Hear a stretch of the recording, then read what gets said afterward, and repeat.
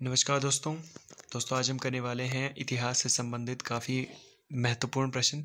और आज के सेक्शन में हम लोग 20 प्रश्न करेंगे जो प्रीवियस परीक्षाओं में पूछे गए थे। तो आपके सभी प्रकार के जितने भी कॉम्पिटिटिव एग्ज़ाम्स हैं उसके लिए काफ़ी हेल्पफुल रहने वाले हैं ये क्वेश्चन। तो आइए, जो हमारा पहला क्वेश्चन है, निम्न में से किसका जन्म मृत्यु वैशाख पूर्णिमा के दिन हुआ था। तो इसका जो ऑप्शन ए है, महात्मा बुद्ध, इसका राइट आंसर है, क्योंकि इनका जन्म और मृत्यु वैशाख पूर्णिमा के दिन ही हुआ था।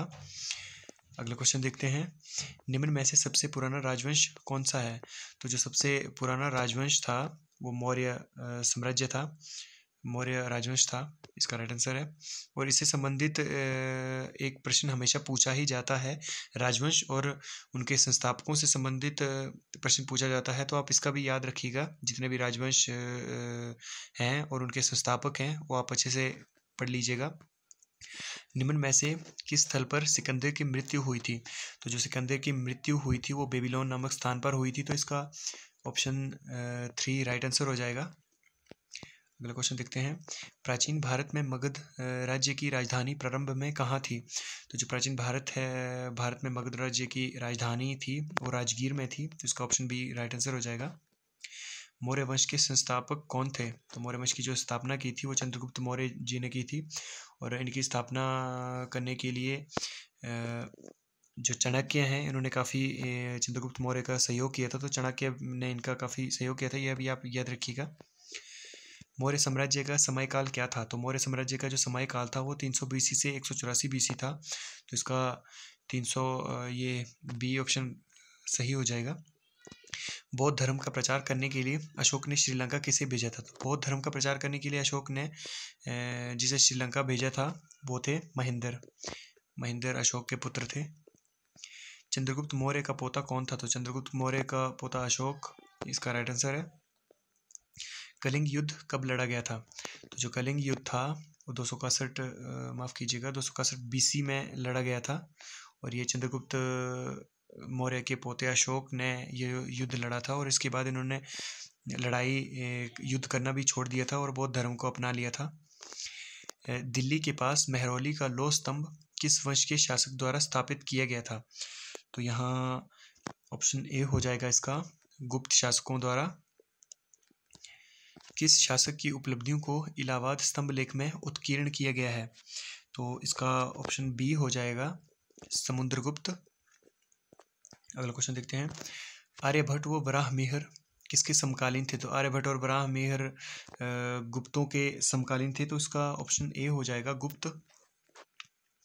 गुप्त राजवंश किसके लिए प्रसिद्ध है।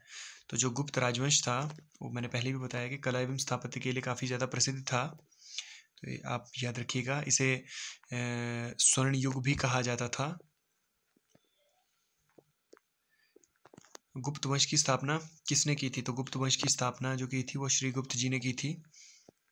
फाहियान चीनी यात्री किसके शासनकाल में भारत आया था। जो फाहियान चीनी यात्री था वो चंद्रगुप्त द्वितीय के शासनकाल में भारत आया था। और इससे एक और क्वेश्चन भी बन जाता है कि विक्रमादित्य की उपाधि किसने धारण की थी। तो जो विक्रमादित्य की उपाधि थी वो चंद्रगुप्त द्वितीय ने ही धारण की थी। तो ये भी आप अच्छे से याद रखिएगा। अगला क्वेश्चन देखते हैं, भारतीय नेपोलियन किसे कहा जाता है। तो ये काफ़ी मोस्ट इंपॉर्टेंट क्वेश्चन है। जो भारतीय नेपोलियन है वो समुद्रगुप्त को कहा जाता है। अगला क्वेश्चन देखते हैं, किस वंश के शासन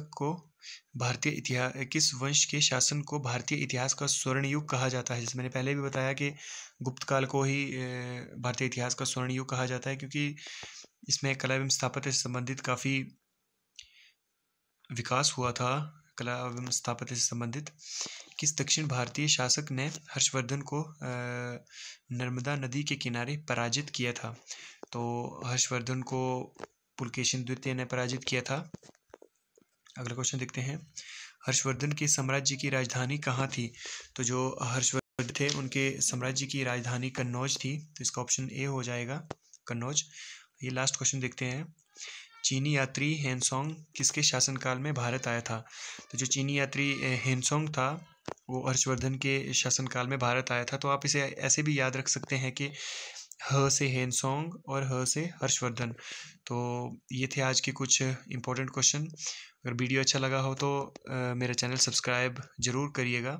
धन्यवाद।